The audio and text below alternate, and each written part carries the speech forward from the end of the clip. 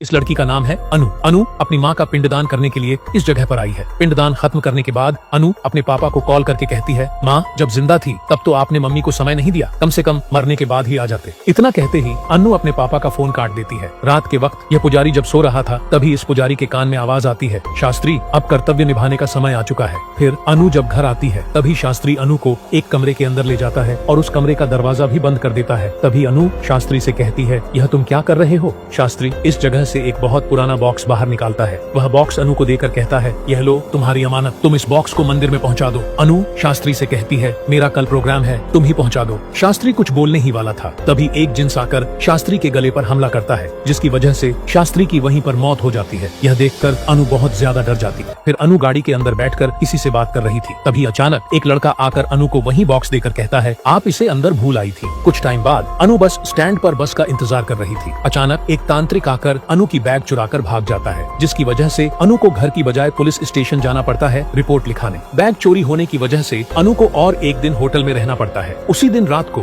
वही तांत्रिक आकर अनु को उसकी बैग लौटाता है और तांत्रिक यह भी कहता है, मंदिर जाने में ही तुम्हारा भला है, जल्दी से उस बॉक्स को मंदिर के अंदर रख कर आओ। इतना कहकर तांत्रिक उस जगह से चला जाता है। तांत्रिक के जाने के बाद अनु सोचती है, आखिर क्या है इस बॉक्स में? तभी अनु को अपनी साइड के कमरे से किसी की आवाज सुनाई देती है। इस लड़के का नाम है मित्रम। यह अपनी गर्लफ्रेंड से फोन पर बात कर रहा था। अगले दिन सुबह मित्रम की मुलाकात होती है अनु से। फिर ये दोनों बात करने लगते हैं। अनु मित्रम से कहती है, मेरा एक काम है, तुम चलोगे क्या मेरे साथ? अनु की बात सुनकर मित्रम भी एक ही बार में मान जाता है। फिर ये दोनों जब जा रहे थे तभी कुछ लड़के आकर अनु को परेशान करने लगते हैं।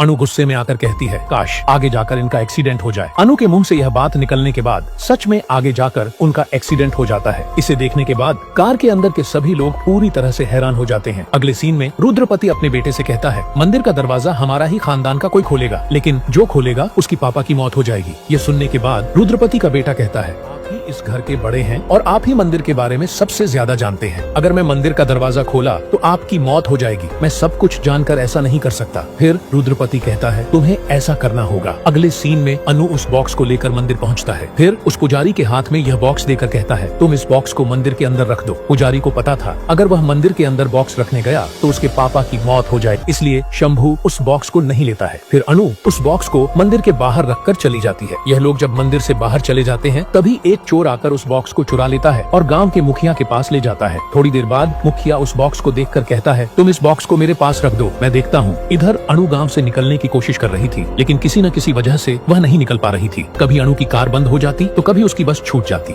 लेकिन अनु को घर जाना बहुत ज्यादा जरूरी था। इस वजह से वह जंगल के अंदर से जाने की कोशिश करती है। अचानक अनु के सामने कुछ छोटे पुजारी आकर कहते हैं, तुम हमारे साथ आओ, हम तुम्हारी मदद करेंगे बाहर जाने में। वे पुजारी अपनी शक्ति की मदद से जंगल के अंदर एक खुफिया रास्ता बनाते हैं। अनु उस रास्ते में जाने ही वाली होती है, तभी वही तांत्रिक अनु के पास आ जाता है। तांत्रिक कहता है, मत जाओ, यह माया भी जंगल है। अनु तांत्रिक से कहती है, तुम मेरा पीछा क्यों कर रहे हो? इतना कहकर जब अनु पीछे मुड़कर देखती है तो वहाँ से सारे पुजारी गायब हो जाते हैं।